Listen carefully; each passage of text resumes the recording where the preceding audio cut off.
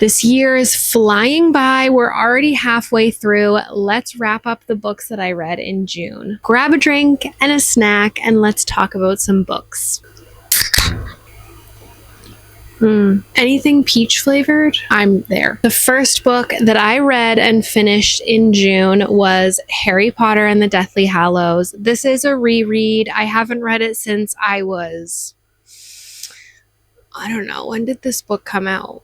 I must have been 13 or 14. Yes, I know, I'm old. So this whole series was obviously a reread. It is very, very nostalgic for me. I love this series, hate the author to my core. So I kind of think this will probably be my last reread, or at least my last reread that I discuss on the internet. I'm assuming that we all know what Harry Potter is. I literally have said this every single month that I have read these. Harry is a wizard. He's going to a wizarding school. This crazy, scary wizard, Dark Lord, is after him, and he and his friends have to basically defeat him in every single book. I'm so ADHD and distracted right now.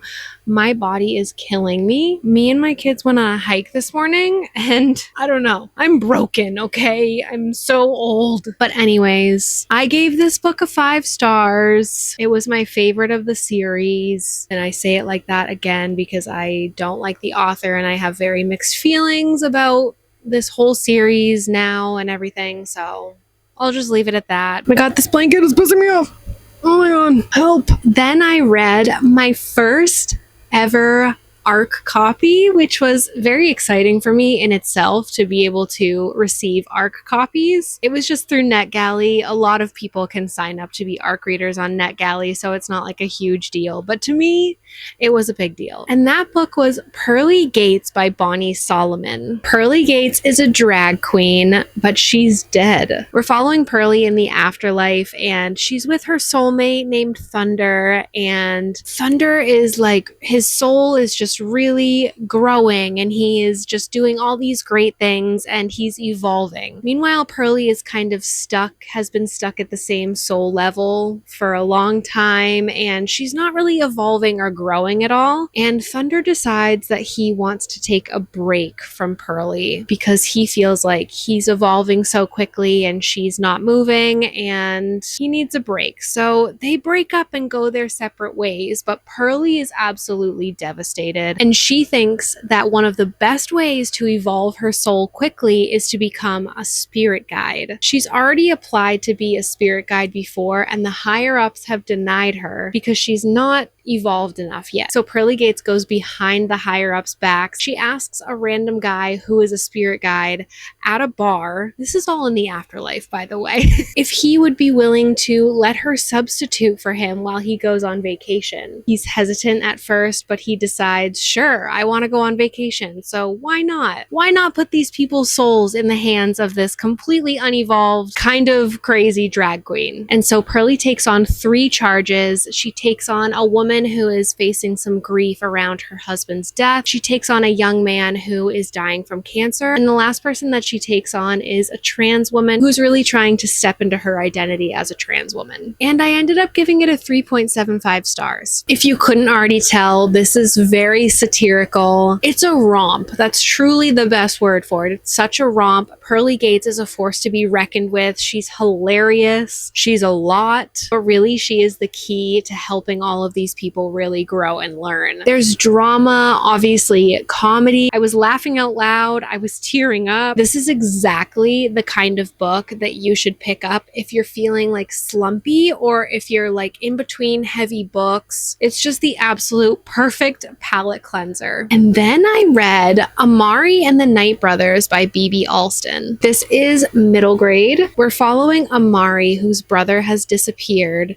and her mother have been searching for him for such a long time. They can't seem to pick up on any trails to find him. Sorry, the camera angle keeps switching. I'm just going through something right now. Until one day, this mysterious mailman guy shows up with a package for Amari, telling her that there's something in her closet for her. When she goes to her closet, she finds a paper that tells her that her brother has selected her as a candidate for the supernatural The Bureau of Supernatural Affairs. A nomination for a summer tryout at the Bureau of Supernatural Affairs. She's like, what is this? But she's curious. Her brother sent it to her. So she's like, maybe I can find my brother or figure out what happened to him if I go. So she ends up telling her mom that she's going to go to summer camp, and she actually ends up going to this magical kind of school, I guess. She gets to the school at kind of a disadvantage because she didn't know about this Bureau of Supernatural Affairs for her whole entire life, and she's up against kids that have been trained for this exact thing their whole life. But like any good main character, she ends up being like the best of her class, and she ends up having some special powers that could be very bad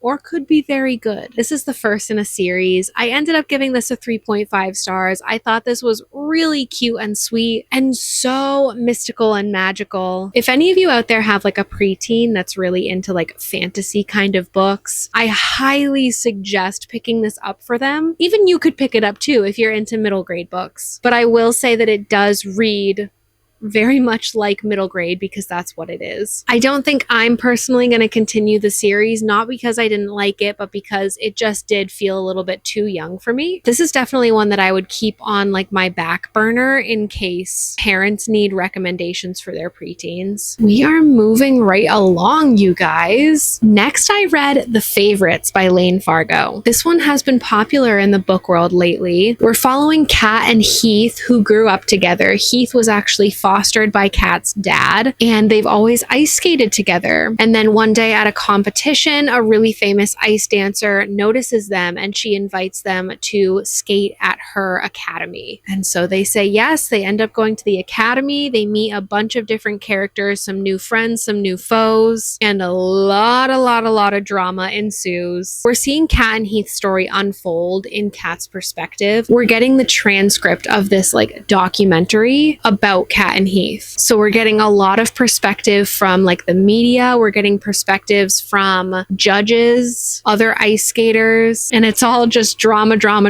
I ended up giving this one a 3.5 stars. Now thinking on it though, like I might potentially rate it a 3.75 instead. I did really enjoy my time with this one. This is actually the book that I picked for my in-person book club. We haven't discussed it yet, but I'm very curious to see what my friends think about this one. I do also think that this month I felt a little bit slumpy, so I think a lot of these reads could have potentially been better if I was in like a better reading mood. But all in all, I really liked the characters in this, even though I hated them at the same time. I compared this on TikTok to kind of like watching Gossip Girl or even like watching a reality TV show where like you're mad at the characters, you're mad at them, but also like if anything happens to them, you're so upset and like you're so attached to them. So definitely like a love-hate relationship, but this author was like masterful at really like getting you connected to the characters, even though you kind of hated them at the same time. This is heavy on ice skating. So if ice skating is not interesting to you, I don't know if this would be the book for you. I mean, literally the whole entire book is about ice skating. And I personally really enjoyed watching like ice skating in the Olympics when I was little. So it was interesting to see kind of like the back end of the ice skating world. If you've read this, I would love to know what your thoughts on it are. Initially, I rated it a 4 stars, and I think it was because every time a book is getting a lot of hype, I tend to like skew my rating. I know it sounds bad, but then I do like go back and change it. But like if I go into a book and it's like really hyped up, I'm like, no, I liked it. I liked it more than I did. No, I liked it.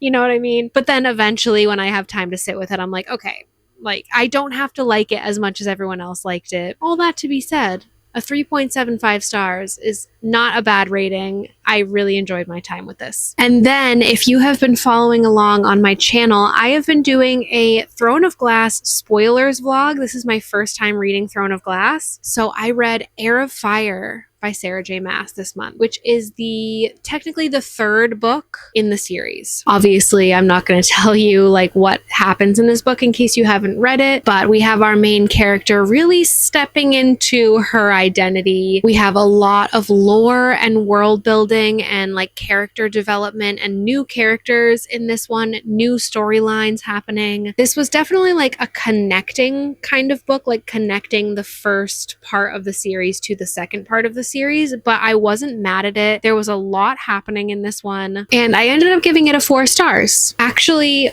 all of the first books, all 4 of the first books, I think I've given around a 4 stars. Really enjoyed my time with this one. I'm currently reading Queen of Shadows, and I'm already liking that book way more than any of the other books in this series so far. So I'm so excited to dive into the second half of this series. Keep your eyes peeled for the second part of the spoiler vlog for Throne of Glass. It's been such a blast going through this series for the first time and filming it. And the last book that I read in June was None of This Is True by Lisa Jewell. This is a thriller. We're following 2 women. One of the women has a podcast and she has like a seemingly perfect life while the other woman is kind of trudging through life. She has a lot of past baggage and a lot of secrets. And the 2 end up meeting in a restaurant bathroom and they realize that they are birthday twins. They were born on the same day, in the same year, in the same hospital. So the woman with the podcast starts a new series interviewing this woman who is her birthday twin. She thinks this will be interesting because the woman is really trying to like step out of her stale kind of life and really do something different with her life, shake her life up a bit. And so they decide they want to kind of record that. But as the woman starts talking more about her life and about her past, some really crazy kind of sketchy stuff starts to come up and secrets start to come out, and the woman who is running the podcast is questioning if this is even the right thing to do, if she should even be talking to this woman. She ends up being actually scared of this woman. It's kind of hard to get me with thrillers, but I will say that this one did that. I really enjoyed this one. I gave it a 4.5 stars. I've heard only amazing things about this one, so it's been an anticipated read for me, and it definitely came through. I thought this was really twisty and turny, and even up until the very end, you kind of still don't know what's going on. It's like one of those books where like you don't know what's really happening until the very last page, and then you're just kind of mind blown and staring at a wall. If you're gonna read this, I highly recommend reading this on audiobook because the audiobook is dramatized and it's so good. There's a full cast of characters, music. It was a really fun experience, and I honestly wonder if that actually played a part in how much I loved this one. I want to know, as always, what you guys read in June. What was your favorite book of the month? Have you guys read any of these ones before? I would love to have you subscribe and stick around if you loved this video or if you love videos like this. I do wrap-ups, TBR videos, book rec videos, reading vlogs, and I'm also over on TikTok at the same handle in case you're interested in that. And I'm also on Fable and Goodreads if you'd like to follow me there as well. You can check my links down below. Thank you guys so much for watching, and I will see you guys next week. Bye!